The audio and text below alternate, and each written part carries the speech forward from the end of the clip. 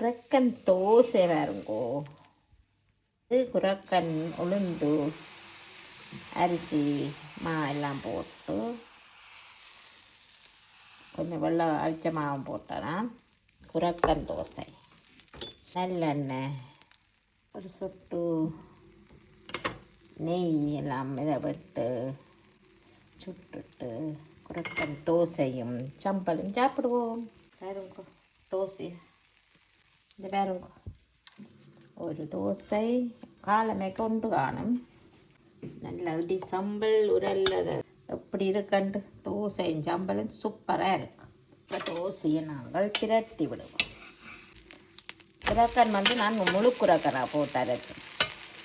சாம்பார் வேண்டியில் முழு குரக்கன் வேண்டி அது நல்ல தோசை வந்திருக்கு.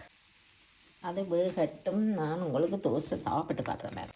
தோசை நம்ம எப்படி இருக்குன்னு ஒரு பார்ப்பேன். தோசை அப்புறம் இப்படி சம்பல் எடுத்து இப்படி வச்சுட்டு சாப்பிட்டு பாருங்க. ஊரில் சாப்பிட்ட ஃபீலிங் பெறுது.